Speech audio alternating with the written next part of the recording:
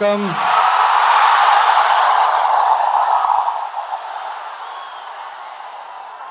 எல்லாரும் எப்படி இருக்கீங்க? சாப்பிட்டீங்களா?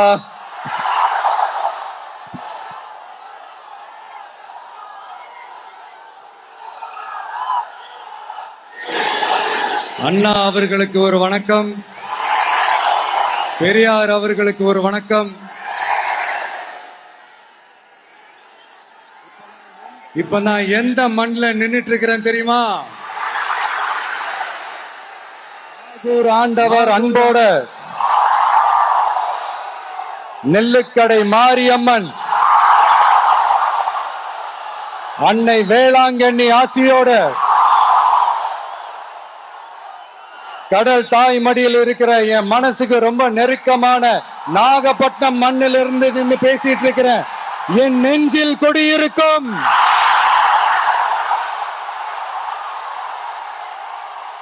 உங்கள் அனைவருக்கும் என்னைக்குமே ஒரு மீனவ நண்பனா இருக்கிற இந்த விஜயோட அன்பு வணக்கங்கள். இந்த கப்பல் இருந்து வந்து இறங்குற இந்த பொருட்களை எல்லாம் விற்கிறதுக்காக அந்த காலத்துல அந்தி கடையெல்லாம் நாகப்பட்டினத்துல இருக்கும்னு கேள்விப்பட்டிருக்கிறேன். மீன் பிடிக்கிற தொழில், மத்த தொழில்கள், இந்த விவசாயம், எந்த பக்கம் திரும்பினாலும் எப்படி பார்த்தாலும் உழைக்கிற மக்கள் இருக்கிற ஊர் தான் நம்ம நாகப்பட்டினம் ஊர். மத வேறுபாடே இல்லாத அனைவருக்கும் பிடித்து போன மத சார்பின்மைக்கு எடுத்துக்காட்டாக வாழ்ற உங்கள் அனைவருக்கும் மீண்டும் என்னுடைய சிரம் தாழ்ந்த ஸ்பெஷல் வணக்கங்கள். இந்த தமிழ்நாட்டில் இந்த மீன் ஏற்றுமதியில 2வது இடத்துல இருக்கிறது நம்ம நாகப்பட்டினம் ஹார்பர் தான். ஆனா அங்க நவீன வசதிகளோட இந்த மீன் பதப்படுத்துற இந்த மாடர்ன் தொழிற்சாலைகள்லாம் இல்ல. அது மட்டும் இல்ல, இந்த அடிப்படை வசதிகள் கொண்ட இந்த வீடுகள்லாம் இல்லாம ரொம்ப அதிகமா இந்த குடிசை பகுதிகள் இருக்கிற ஊரும் நம்ம நாகப்பட்டினம் ஊரு தான்.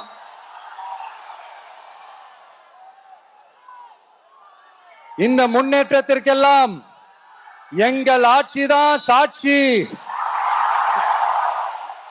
அப்படி இப்படின்ட்டு இந்த அடுக்குமொழியில பேசி பேசி அது நம்ம கேட்டு கேட்டு காதுல இருந்து ரத்தம் வந்ததான் மிச்சம். இவங்க ஆண்டது பத்தாதா? இப்படி தவிக்கிறாங்களே நம்ம மக்கள், அது பத்தாதா?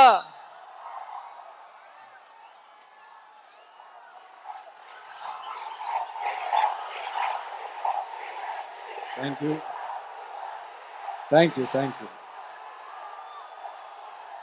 இந்த இலங்கை கடற்படையால நம்ம மீனவர்கள் தாக்கப்படுறதையும் அதுக்கான காரணத்தை பத்தியும் அதுக்கான தீர்வை பத்தியும் நான் மதுரை மாநாட்டிலே நான் பேசியிருந்தேன். அது ஒரு தப்பா?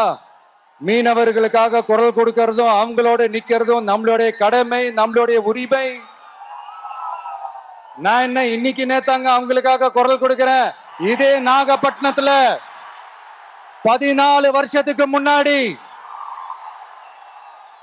2011 February 22 இதே நம்ம மீனவர்கள் தாக்கப்பட்டதை கண்டிச்சு ஒரு பொதுக்கூட்டம் ஒண்ணு நடத்தணும் இல்லையா? இந்த விஜய் களத்துக்கு வர்றது ஒண்ணு புதுசு இல்ல கண்ணா. எப்போ வந்தாச்சு. என்ன ஒண்ணு, முன்னாடிலாம் விஜய் மக்கள் இயக்கம் என்ற அந்த இயக்கமா வந்து நிற்போம். இப்ப தமிழக வெற்றி கழகம் என்ற அந்த ஒரு அரசியல் இயக்கமா வந்து நிக்கிறோம். அவ்வளவுதான் வித்தியாசம்.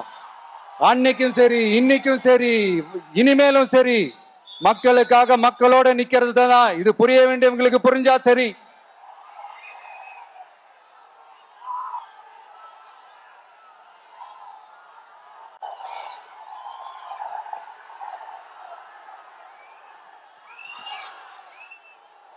மீனவர்களுக்காக குரல் கொடுக்கிற இதே சமயத்துல நம்ம தொப்புள் கொடி உறவுகளான ஈழத் தமிழர்கள் அவங்க இலங்கையில இருந்தாலும் உலகத்துல எந்த மூலையில இருந்தாலும் தாய்ப்பாசம் காட்டின தலைவனை இழந்து தவிக்கிற அவங்களுக்காகவும் குரல் கொடுக்கிறது, அவங்களுக்காகவும் நிக்கிறது நம்மளோட கடமை இல்லையா? மீனவர்களோட உயிர் எந்த அளவுக்கு முக்கியமோ அந்த அளவுக்கு ஈழத் தமிழர்களோட அவங்களுடைய கனவுகளும் அவங்களுடைய வாழ்க்கையும் நமக்கு ரொம்ப ரொம்ப முக்கியம். நம்ம மீனவர்கள் படுற இந்த கஷ்டத்தை எல்லாம் பார்த்து ஒரு பெருசா ஒரு கடிதம் ஒண்ணு எழுதிட்டு அதுக்கப்புறம் கப்சிப்னு சைலண்டா போறதுக்கு நாம ஒண்ணு இந்த கபட நாடக திமுக அரசும் கிடையாது. மத்த மீனவர்கள்னா இந்திய மீனவர்கள், நம்ம மீனவர்கள்னா தமிழக மீனவர்கள், இப்படி பிரிச்சு பார்த்து பேசுறதுக்கு நாம ஒண்ணு பாசிச பாஜக அரசும் கிடையாது. நிரந்தரமான தீர்வு, நிரந்தரமான ஒரு இந்த ப்ராப்ளத்தை சால்வ் பண்றதுதான் நம்மளுடைய ஒரு முக்கியமான ஒரு அஜெண்டாவே. சரி, இப்ப நம்ம நாகப்பட்டினம் ஏரியாவுக்கு வருவோம்.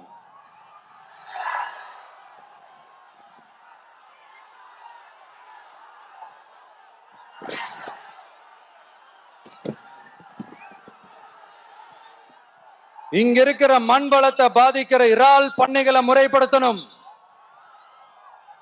அப்பதான் மீனவர்களோட வாழ்வாதாரமும் விவசாயிகளோட வாழ்க்கையும் பாதிக்காம இருக்கும். கடலோர கிராமங்கள்ல மீன் அரிப்புல இருந்து பாதுகாக்கிற அலையாத்தி காடுகளை அழிக்கிறத பத்தி தடுத்து நிறுத்தி அதுக்கு ஒரு வழி பண்ண வேண்டிய அரசாங்கத்துக்கு இதை விட ஒரு முக்கியமான ஒரு வேலை ஒண்ணு இருக்கு. அது என்ன தெரியுமா?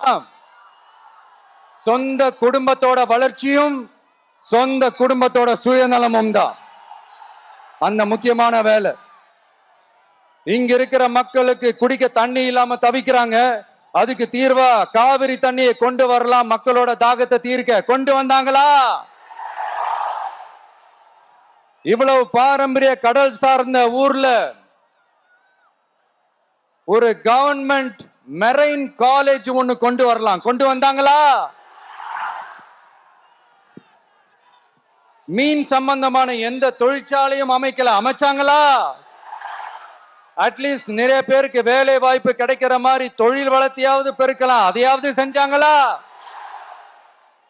ஆனா ஒவ்வொரு டைமும் வெளிநாட்டுக்கு டூர் போயிட்டு வர்றப்பெல்லாம் அத்தனை கோடி முதலீடு, இத்தனை கோடி முதலீடுன்னு சிஎம் அவர்கள் சிரிச்சுக்கிட்டே சொல்லுவாரு.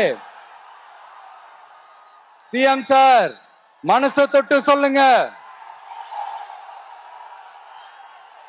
வெளிநாட்டு முதலீடா இல்ல வெளிநாட்டுல முதலீடா? ஒட்டுமொத்த தமிழ்நாட்டுக்கும் முதலீடா இல்ல உங்க குடும்பத்தோட முதலீடு வெளிநாட்டுக்கு போகுதா?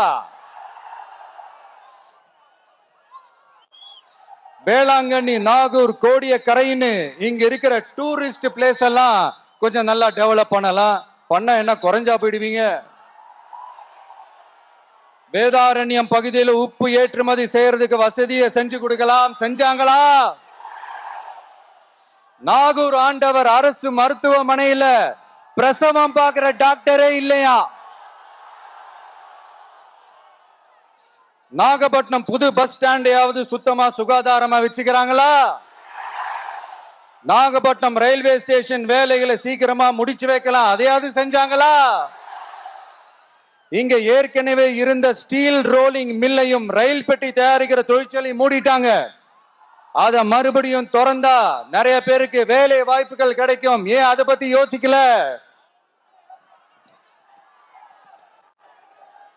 மேலக்கோட்டை வாசல் NH மேம்பாலம் கட்டி 50 வருஷம் ஆச்சு, அது சரியா மேம்படுத்தலாம், அதை செஞ்சாங்களா? Thanjavur to Nagapattinam NH road வேலை பல வருஷமா நடக்குது, இன்னும் முடிச்ச பாடே காணும், அதை வேகப்படுத்தி முடிச்சிருக்கலாம், அதையாவது செஞ்சாங்களா?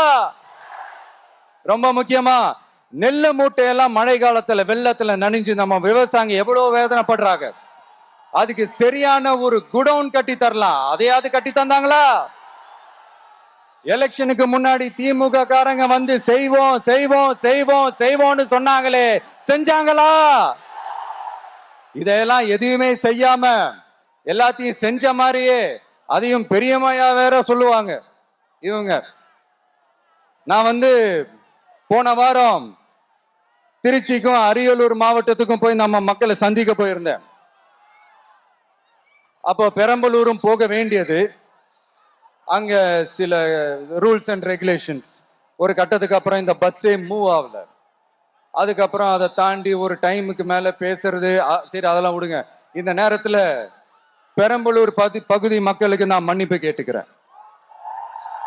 சீக்கிரமாவே உங்களை தேடி நான் வருவேன் ஃபார் ஷுர்.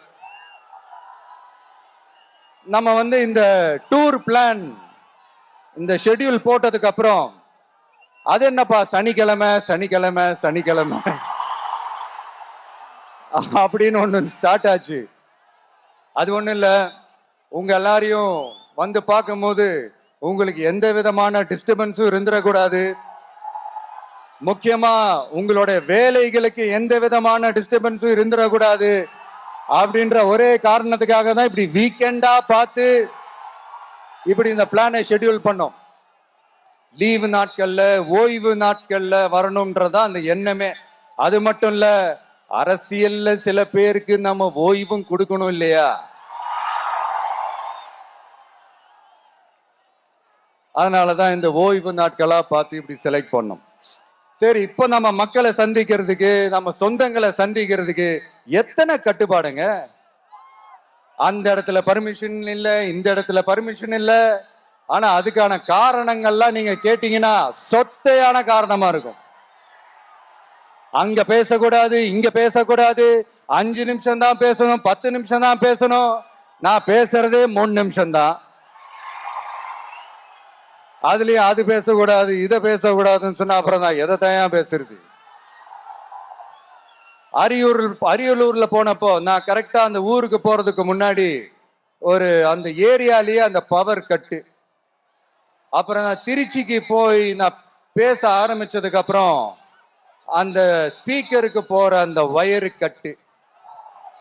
இல்ல, நான் தெரியாம தான் கேட்கிறேன் சிஎம் சார். ஃபார் எக்ஸாம்பிள், இப்ப ஒரு RSS தலைவர் இங்க வராருன்னு வச்சுக்கோங்க, இல்ல நம்ம பிரதமர் மோடிஜி அவர்களோ இல்ல உள்துறை அமைச்சரோ இங்க வராருன்னு வச்சுக்கோங்க. இந்த மாதிரி கண்டிஷன்ஸ் எல்லாம் போடுவீங்க, இந்த மாதிரி பவர் கட் பண்ணுவீங்க, இந்த மாதிரி வயர் கட் பண்ணுவீங்க. கொஞ்சம் கட் பண்ணி தான் பாருங்களேன். முடியாதுல, பேஸ்மெண்ட் அதிரும்ல. நீங்க தான் மறைமுக உறவுக்காரர்களாச்சே. இதாவது பரவாயில்லைங்க. இதை தாண்டி ஒரு ரூல் ஒண்ணு போட்டாங்க, பஸ்ஸுக்குள்ளேயே இருக்கணுமா, பஸ்ஸை விட்டு வெளியில வரக்கூடாதா, கையை இவ்வளவுதான் தூக்கணுமா, இப்படியே வரணுமா, மக்களை பார்த்து சிரிக்காத, மக்களை பார்த்து கையசைக்காத, இப்படியெல்லாம். ஐயோ ஐயோ ஐயோ, நானும் என்னவோ ஏதோ நினைச்சேங்க. செம்ம காமெடியா இருக்குங்க. I'm just enjoying like anything. நேரடியாவே கேட்கிறேன், சிஎம் சார் மிரட்டி பாக்குறீங்களா?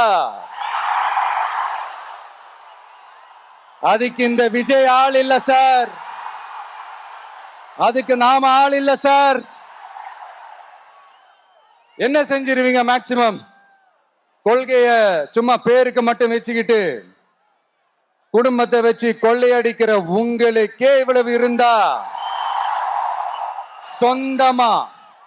சொந்தமா உழைச்சி சம்பாதிச்ச எனக்கு எவ்வளவு இருக்கும்?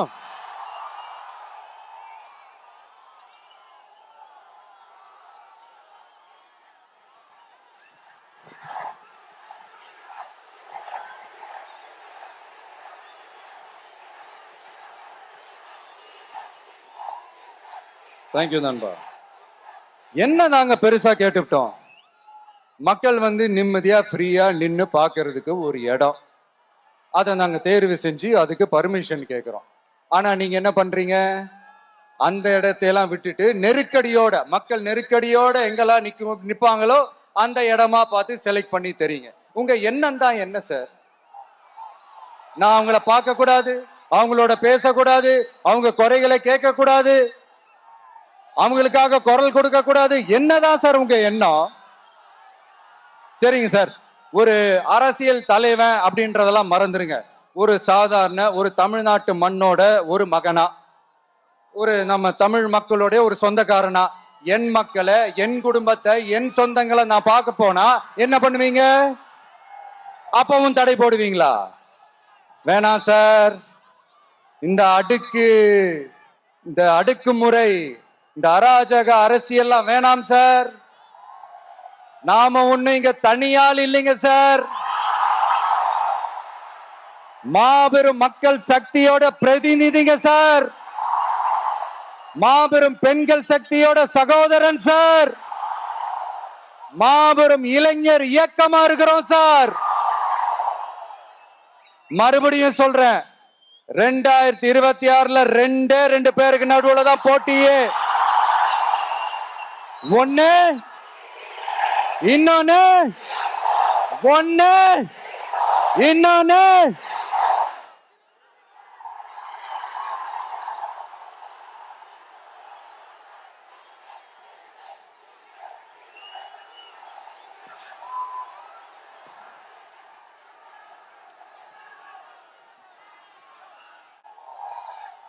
இந்த பூச்சாண்டி வேலையெல்லாம் காட்டுறதை விட்டுட்டு தில்லா கெத்தா நேர்மையா எலெக்ஷனை சந்திக்க வாங்க சார். பார்த்துடலாம் சார். கொள்கையை பேருக்கு மட்டும் வச்சுக்கிட்டு குடும்பத்தை வச்சு தமிழ்நாட்டை கொள்ளையடிக்கிற நீங்களா, இல்ல தமிழ்நாட்டில் இருக்கிற ஒவ்வொரு வீட்டுக்குள்ளேயும் ஒருத்தனா இருக்கிற நானா, இந்த விஜயா? பார்த்துடலாம் சார். இனிமேலும் இந்த தடைகள்லாம் போட்டீங்கன்னா நான் நேரடியா மக்கள்கிட்டயே பர்மிஷன் கேட்டுருவேன். மக்களே நீங்க சொல்லுங்க, நான் உங்களை பார்க்க வரக்கூடாதா? நான் உங்களோட பேசக்கூடாதா? உங்க குறைகளை நான் கேட்க கூடாதா? உங்களுக்காக நான் குரல் கொடுக்க கூடாதா? இப்படி நமக்கு தடையா போடுறாங்களே, இந்த திமுக அரசு மறுபடியும் ஆட்சிக்கு வரணுமா? உங்க நல்லதுக்காக நம்ம உங்க டிவிக்கு ஆட்சி அமையணுமா? சத்தமா சத்தமா கேட்டுச்சா மை டியர்? ஏன்பா, நான் தான் அப்பவே சொன்னல, அவருக்கு ஆசையா பாசமா கூப்பிட்டா பிடிக்க மாட்டேங்குது. ஏன்பா மறுபடியும்? கேட்டுச்சா சிஎம் சார்?